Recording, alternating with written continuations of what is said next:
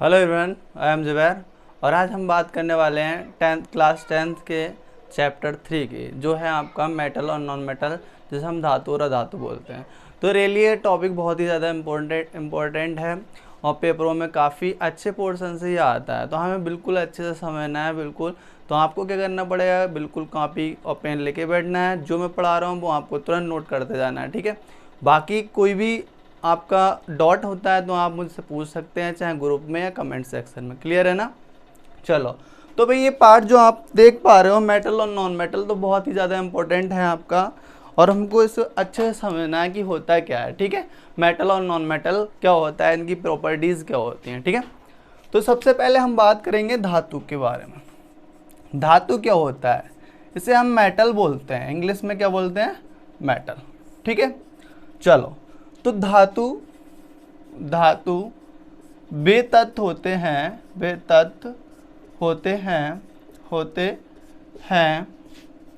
जो अपने वहतम कोश से देख पा रहे हो ना? हाँ, ठीक है। वहतम कोश से इलेक्ट्रॉन को त्याग कर धनायन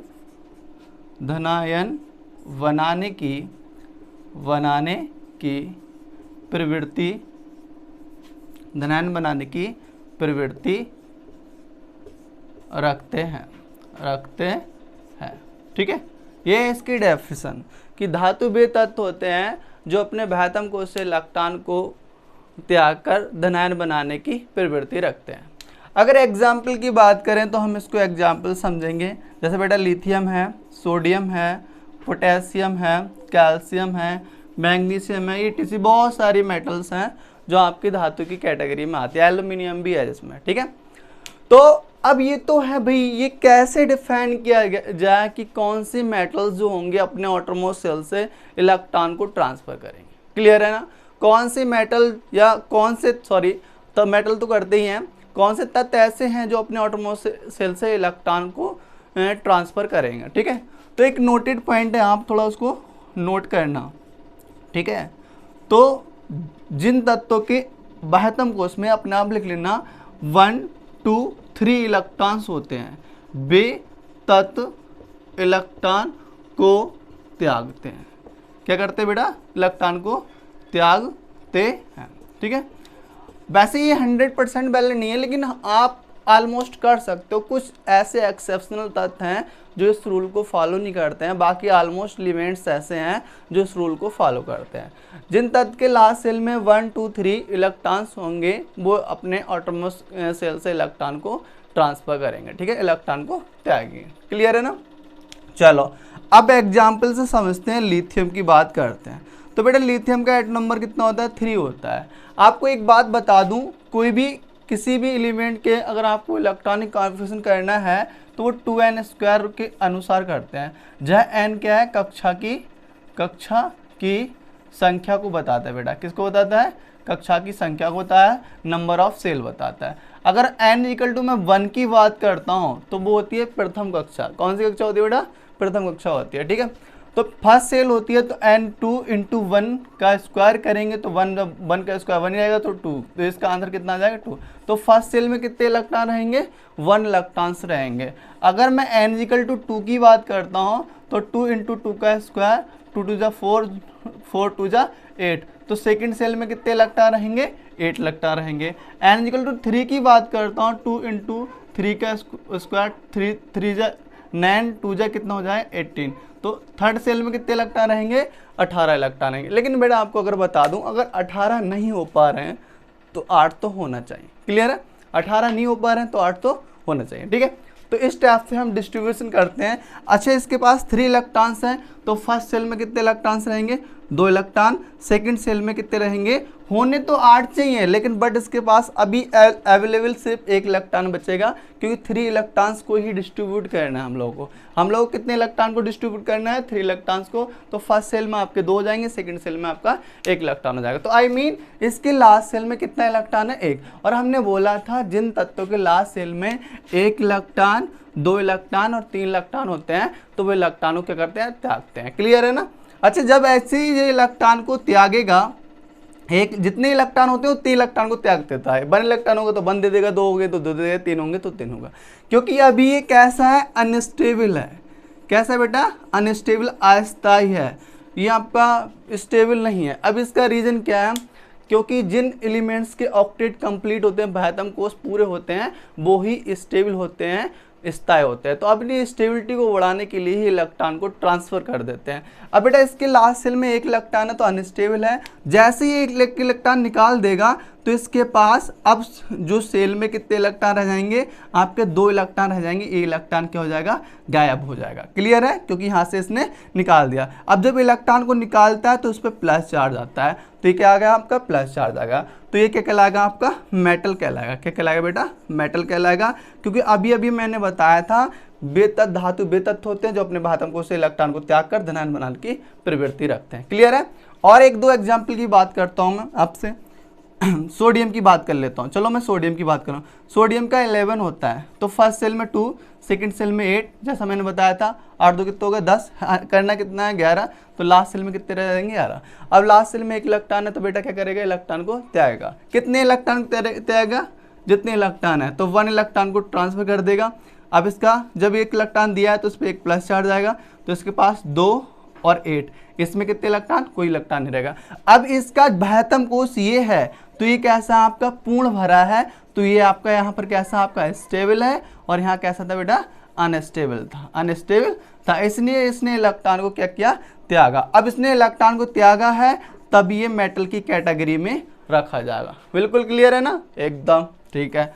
अच्छा, बात करते हैं मैग्नीशियम की। मैग्नीशियम कितना होता है, 12 होता है। तो फर्स्ट सेल में 2 होंगे, सेकंड सेल में 8, 8 2 कितने हो गए, 10। हमें 12 पूरे करने हैं, तो लास्ट सेल में कितने इलेक्ट्रॉन होंगे, 2 इलेक्ट्रॉन होंगे। क्लियर है ना। अब 2 इलेक्ट्रॉन है तो आपको पता है 1 2 3 इलेक्ट्रॉन है, तो वो एलिमेंट क्या होते हैं, इलेक्ट्रॉन को देते हैं। ठीक है। तो मैग्नीशियम की बात करें तो भैया 2 इलेक्ट्रॉन को क्या करेगा, देगा, तो इस पे 2 प्लस चार्ज आ जाएगा। अब इसके पास 2 8 इलेक्ट्रॉन हो जाएंगे। अभी यहाँ पर कैसा था, अनस्टेबल था, क्योंकि यहाँ पर इसका ऑक्टेट कंप्लीट नहीं था। यहाँ पर कैसा हो गया बेटा, स्टेबल हो गया, क्योंकि यहाँ पर इसका ऑक्टेट कैसा हो गया, कंप्लीट हो गया। क्लियर है ना। तब ये कहलाएगा आपका मेटल, धातु कहलाएगा। क्लियर है, धातु कहलाएगा। और एक एग्जांपल मैं बता दूं, एल्यूमिनियम की बात कर दूं। एल्यूमिनियम का 13 होता है, 2 8 कितने, 10 और 3 13। अब मैंने बोला था तो ये 3 इलेक्ट्रॉन, तो इलेक्ट्रॉन क्या करेगा, देगा। कितने इलेक्ट्रॉन को देगा, 3 इलेक्ट्रॉन को दे देगा। तो इस पे एल्यूमिनियम पे कितना चार्ज आएगा, +3 आएगा, क्योंकि जितने इलेक्ट्रॉन को कोई देता है उतना ही प्लस चार्ज आता है मेटल पे। ठीक है। तो अब इसके पास में 2 और 8 इलेक्ट्रॉन आ जाएंगे, और यहाँ भी कैसा हो जाएगा आपका, स्टेबल हो जाएगा। और यहाँ कैसा था, अनस्टेबल था। क्या था भाई, अनस्टेबल था। ठीक है। तो आई होप आपको ये मेटल के बारे में समझ आ गया होगा कि मेटल क्या होते हैं। बहुत ही सिंपल है, आप अच्छे से इसको समझना है, कॉपी पे नोट करना है, कोई भी कंफ्यूज नहीं होना है। बाकी कोई भी दिक्कत आती है तुरंत आप कमेंट सेक्शन में पूछ सकते हैं। क्लियर है। चलो, अब आपको चेक करना है कैल्शियम का। ठीक है। कैल्शियम का चेक करके आप बताना ये मेटल है, हालांकि मैंने लिख दिया है। और पोटेशियम का भी चेक करके बताना ये मेटल है या नहीं है। इसका आइटम नंबर 20 होता है, इसका कितना होता है, 19 होता है। आप कमेंट में करके बताएंगे कि मेटल है या नहीं है। मेटल कब होगा बेटा, जब ये अपने ऑटोमोटिव सेल से इलेक्ट्रॉन को क्या करेंगे, त्यागेंगे। क्लियर है ना। चलो, ये तो क्लियर हो गया। अब थोड़ा सा स्मॉल डिस्क्रिप्शन हम देखेंगे नॉन मेटल के बारे में। ठीक है। अगर आप स्क्रीनशॉट लेना चाहते तो ले सकते हो, मैं हट जा रहा हूँ 2 मिनट के लिए, 1 मिनट के लिए। ठीक है। चलो, ले लिया। ठीक है, 1 मिनट तो ज़्यादा हो जाएगा बहुत। ठीक है। चलो, बहुत बढ़िया, अच्छे से समझ में आ गया। चलो, तो बहुत बढ़िया टॉपिक है, यहाँ से पेपर में बहुत आता है आपका, मैं बता दूं आपको। अब थोड़ा ऐसे ही हम नॉन मेटल के बारे में पढ़ेंगे, फिर physical property of metal, chemical property of metal, और इसके बाद physical and chemical property of non metal के बारे में पढ़ेंगे। ठीक है। चलो। ठीक है। अब बात करते हैं अधातु के बारे में, ठीक है। अधातु, अधातु क्या होते हैं? जस्ट रिवर्स धातु, अधातु, ठीक है। इनको इंग्लिश में बोलते हैं बेटा नॉन मेटल, नॉन मेटल। चलो इनकी डेफिनेशन लिखते हैं। तो अधातु, अधातु वे तत्व होते हैं, तत्व होते हैं, होते हैं जो अपने अपने बाह्यतम कोश से, बाह्यतम कोश से कोश में इलेक्ट्रॉन को ग्रहण करके, ग्रहण करके करके ऋणायन, ऋणायन बनाने की, बनाने की प्रवृत्ति, प्रवृत्ति रखते हैं, रखते हैं, ठीक है। चलो, तो अधातु वे तत्व होते हैं जो अपने बाह्यतम कोश में इलेक्ट्रॉन को ग्रहण करके ऋणायन बनाने की प्रवृत्ति रखते हैं। अब यहाँ पर भी एक नोट पॉइंट मैं लिखवाऊंगा, आप उसको अपने शब्दों में लिख सकते हैं। नोट पॉइंट अपने शब्दों में लिखा जाता है, ठीक है। तो नोट पॉइंट बेटा क्या है? तो वे तत्व जिनके लास्ट में 4 इलेक्ट्रॉन और 4 से अधिक, 5, 6, 7 इलेक्ट्रॉन हैं, तो वो इलेक्ट्रॉन को क्या करेंगे? इलेक्ट्रॉन को क्या करेंगे? ग्रहण करेंगे। क्या करेंगे बेटा?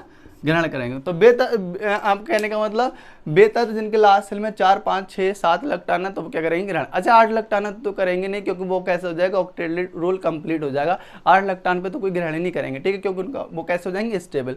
अच्छा इलेक्ट्रॉन को कोई एलिमेंट तभी लेता है या देता है जब वो कैसा होता है? आपका अनस्टेबल होता है। अदरवाइज नहीं। अगर 8 इलेक्ट्रॉन हो गए तो उसका ऑक्टेट कंप्लीट, तो वो स्टेबल तो लेगा नहीं, ठीक है, नहीं देगा। चलो अब बात करते हैं एग्जाम्पल की। मैं बात कर लूँ इसमें थोड़ा सा, जैसे मैंने बोल दिया आपका फ्लोरीन हो जाएगा, ऑक्सीजन हो जाएगा, ऑक्सीजन हो जाएगा, फ्लोरीन हो जाएगा, क्लोरीन हो जाएगा, नाइट्रोजन हो जाएगा, सल्फर हो जाएगा, कार्बन, तो कार्बन भी आएगा नॉन मेटल की कैटेगरी में, और भी और बहुत सारे एलिमेंट्स हैं, ठीक है। हाँ बहुत सारे एलिमेंट्स हैं, ठीक है। अब वो तो हम पता लगा लेंगे कौन लेगा कौन देगा, ठीक है। जैसे मैंने बोला बेटा ऑक्सीजन की बात कर लेता हूँ। ऑक्सीजन कितना होता है? 8 होता है, 2 and 6 electronic configuration 2n square rule के अकॉर्डिंग करते हैं। तो फर्स्ट सेल में 2 इलेक्ट्रॉन रहते हैं, सेकंड सेल में 8, लेकिन यहाँ 8 इलेक्ट्रॉन अवेलेबल नहीं है इसके लिए, तो 6 ही इलेक्ट्रॉन रहेंगे। अभी 6 इलेक्ट्रॉन है तो इसका ऑक्टेट कैसा है? इनकम्प्लीट है। तो अभी कैसा है आपका? अनस्टेबल है। कैसा है भाई? अनस्टेबल। तो जब अनस्टेबल है तो आप बताइए इसको स्टेबिलिटी को क्रिएट करने के लिए इसके पास 2 इलेक्ट्रॉन और होने चाहिए। अब ये इलेक्ट्रॉन को लेगा या देगा? लेकिन यहाँ पर सिर्फ लेगा, क्योंकि इसके पास 6 इलेक्ट्रॉन है। तो कितने इलेक्ट्रॉन लेगा? 8 इलेक्ट्रॉन कंप्लीट करने के लिए। जितने भी 8 इलेक्ट्रॉन को लास्ट सेल में कंप्लीट करने के लिए जितने इलेक्ट्रॉन की जरूरत होगी उतने इलेक्ट्रॉन लेगा। तो इसको कितने इलेक्ट्रॉन की जरूरत है आप ये बता दीजिए। आपको इसको 8 सेकेंड सेल में 8 इलेक्ट्रॉन कंप्लीट करने के लिए 2 ही इलेक्ट्रॉन्स की जरूरत है। तो ये 2 इलेक्ट्रॉनों क्या करेगा बेटा? लेगा। जब 2 इलेक्ट्रॉन को लेगा तो इस पर कितना आएगा? -2 चार्ज आएगा, ठीक है। तो इसके पास कितने इलेक्ट्रॉन थे? 2, और 6 इलेक्ट्रॉन थे, 2 इसने ले लिए। यहाँ पर अगर इस एरो पर अगर प्लस का साइन है तो वो चीज़ आपकी जुड़ती है, और इस पे एरो पे अगर नेगेटिव का साइन है तो वो निकल रही है। जैसे मैंने मेटल में हमेशा इस एरो पे नेगेटिव साइन लगाया था, इसका मतलब वहाँ से इलेक्ट्रॉन रिलीज हो रहे थे, निकल रहे थे। लेकिन यहाँ पर अगर प्लस चार्ज है तो इस ऑक्सीजन पे प्लस चार्ज है तो यहाँ इलेक्ट्रॉन ऐड हो रहे हैं। तो भाई लास्ट सेल में कितने इलेक्ट्रॉन थे आपके? 6 इलेक्ट्रॉन थे, 2 और आ जाएंगे, 8 हो जाएंगे। तो इसका ऑक्टेट कैसा हो जाएगा? कंप्लीट। तो ये कैसा हो जाएगा आपका? स्टेबल। अच्छा इसने इलेक्ट्रॉन को लेकर ऋणायन बनाया है तो ये क्या कहलाएगा आपका? Non metal. क्या कहलाएगा आपका? नॉन मेटल कहलाएगा, अधातु कहलाएगा, ठीक है। क्या कहलाएगा? अधातु कहलाएगा। क्लियर है? अच्छा फ्लोरीन की बात कर लूँ। फ्लोरीन कितना होता है? 9 होता है। आपको एटम नंबर याद करने पड़ेंगे, ठीक है। मिनिमम आप 1 से लेके 30 तक 1 से लेके 30 तक एटॉमिक नंबर याद करेंगे और रिप्रेजेंटेशन टेबल, बाकी धीरे धीरे अपने आप होते जाएंगे, ठीक है। चलो तो फर्स्ट सेल में बेटा 2 होंगे, सेकंड सेल में आपके 7 इलेक्ट्रॉन होंगे, 7 दो कितने होते हैं 9। अच्छा, इसको अपना ऑक्टेट कंप्लीट करने के लिए कितने इलेक्ट्रॉन की जरूरत है? 1 इलेक्ट्रॉन की जरूरत है, क्योंकि मैंने बोला था कि फर्स्ट सेल में 2, सेकंड सेल में 8 और तीसरी सेल में आपके 18 इलेक्ट्रॉन होते हैं, लेकिन 18 9 तो 8 तो होने चाहिए, ठीक है। अब इसको बताइए, इसको अपना ऑक्टेट कंप्लीट करने के लिए कितने इलेक्ट्रॉन की जरूरत है? तो 1 इलेक्ट्रॉन की जरूरत है, ठीक है बेटा। तो 1 इलेक्ट्रॉन की जरूरत है, तो जाहिर सी बात है 1 इलेक्ट्रॉन को लेगा। अब लेगा या देगा वो अपना नोट पॉइंट बताएगा हमें, ठीक है। तो 7 इलेक्ट्रॉन, तो इलेक्ट्रॉन को करेगा, लेगा। तो फ्लोरीन पे क्या चार्ज आएगा? नेगेटिव चार्ज आएगा। जितने इलेक्ट्रॉन लेता है उतने ही नेगेटिव चार्ज आएगा। तो 1 इलेक्ट्रॉन लिया तो 1 नेगेटिव चार्ज। तो इसके फर्स्ट सेल में 2 इलेक्ट्रॉन थे, सेकंड में 7 थे, एक और होगा तो कितने इलेक्ट्रॉन होंगे? 8। तो भैया इसने इलेक्ट्रॉन को लिया है, तब कैसे किस कैटेगरी में आएगा? आपका नॉन मेटल की कैटेगरी में आ जाएगा, ठीक है। अच्छा, एक बार नाइट्रोजन की बात करूँ, नाइट्रोजन कितना होता है? 7 होता है, 2 और 5, ठीक है। 5 दो कितने होते हैं? 7 होते हैं। तो 5 इलेक्ट्रॉन है, तो बताइए अब ये इलेक्ट्रॉन को लेगा, देगा। तो कंडीशन के अकॉर्डिंग 5 इलेक्ट्रॉन है तो लेगा। कितने लेगा? 8 इलेक्ट्रॉन कंप्लीट करने के लिए। तो इसे कितने इलेक्ट्रॉन की जरूरत है? 3 इलेक्ट्रॉन की जरूरत है, क्योंकि 8 इलेक्ट्रॉन कंप्लीट के लिए तो 3 इलेक्ट्रॉन को करेगा, लेगा। तो नाइट्रोजन पे कितना चार्ज आएगा? -3 चार्ज आ जाएगा। तो इसके फर्स्ट सेल में 2 इलेक्ट्रॉन थे, सेकंड में कितने थे? 5, 3 ले लिए, कितने हो गए? 8। तो यहाँ पर कैसा था आपका? अनस्टेबल, क्योंकि ऑक्टेट कैसा था? इनकम्प्लीट। और यहाँ पर कैसा हो गया? स्टेबल, ठीक है। क्लियर है ना? बिल्कुल एकदम क्लियर होना चाहिए, कोई डाउट हो तुरंत पूछ सकते हो आप, ठीक है। अच्छा, एक बात मैं और चेक कर लूँ, मैं आपको क्लोरीन का बता दूँ। क्लोरीन थोड़ा अच्छा है, 17 इलेक्ट्रॉन है, 2, 8 और 7। लास्ट सेल में कितने इलेक्ट्रॉन होंगे? 7 इलेक्ट्रॉन होंगे, ठीक है। अच्छा बताओ, इसको थर्ड सेल कंप्लीट का, थर्ड सेल में मैक्सिमम कितने इलेक्ट्रॉन रहते हैं? 18 इलेक्ट्रॉन रहते हैं, लेकिन 18 ना हो पाए तो 8 तो हो, ठीक है। कितने इलेक्ट्रॉन हो? 8 इलेक्ट्रॉन। तो इसके 8 ही कंप्लीट नहीं हो रहे हैं, तो 18 कैसे हो जाएंगे अभी बेटा, ठीक है। तो जाहिर सी बात है, इसको 8 कंप्लीट करने के लिए, मैंने बोला 18 ना हो तो 8 तो हो, 8 इलेक्ट्रॉन कंप्लीट करने के लिए कितने इलेक्ट्रॉन की जरूरत है? 1 इलेक्ट्रॉन की जरूरत है। तो 7 इलेक्ट्रॉन है, तो इलेक्ट्रॉन को ग्रहण करेगा। तो कितने इलेक्ट्रॉन को? 1 इलेक्ट्रॉन ग्रहण करेगा। तो इस पर क्लोरीन पे कितना जाएगा? -1 चार्ज आ जाएगा। तो फर्स्ट सेल में 2, सेकंड सेल में 8 और थर्ड सेल में कितने हो जाएंगे? आपके 8 इलेक्ट्रॉन, ठीक है। तो यहाँ पर कैसा था? अनस्टेबल था। कैसा था? अनस्टेबल। और यहाँ पर कैसा हो गया? स्टेबल हो गया, ठीक है, ठीक है। तो आई होप आपको समझ में आ गया होगा, ठीक है। तो यही होता है क्या, जैसे आपको, अगर आपको खाना नहीं खाया, सपोज दैट आपने खाना नहीं खाया, आपको भूख लग रही है, तो आपका पेट कैसा है? खाली। तो उस टाइम आप ऐसा महसूस करते हो कि आपको बहुत सुकून मिल रहा है, ठीक है। खाना ना मिले सुकून मिले, ऐसा बिल्कुल नहीं है ना। ऐसे ही यहाँ पर है, जब इनके ऑक्टेट कंप्लीट नहीं होंगे, तो इनके ऑक्टेट कंप्लीट नहीं होंगे तो ये भी अनस्टेबल होंगे बेचारे। तो इनको अपना ऑक्टेट कंप्लीट करने तब ये स्टेबल हो जाएंगे जब इनका ऑक्टेट कंप्लीट हो। जैसे अगर आपको भूख लग रही है, आपका पेट खा लिया, तब आप खाना खाएंगे तभी तो स्टेबल सुकून महसूस करेंगे। ऐसा नहीं है कि खाना जब तक नहीं खाएंगे तो आप ये कहोगे भाई बहुत सुकून मिल रहा है, ठीक है। ऐसा तो है नहीं, ठीक है। तो आई होप ये आपको अच्छे समझ में आ गया। कल हम पढ़ेंगे, नेक्स्ट लेक्चर में बात करेंगे हम मेटल की फिजिकल एंड केमिकल प्रॉपर्टी के बारे में। तो आई होप आपको ये अच्छे से समझ में आ गया होगा, ठीक है। अगर वीडियो अच्छी लगी हो तो प्लीज़ लाइक करना, शेयर करना, कमेंट करना, और प्लीज़ मुझे डायरेक्टली नहीं इनडायरेक्टली तो हेल्प दो, ठीक है। Thank you so much for watching.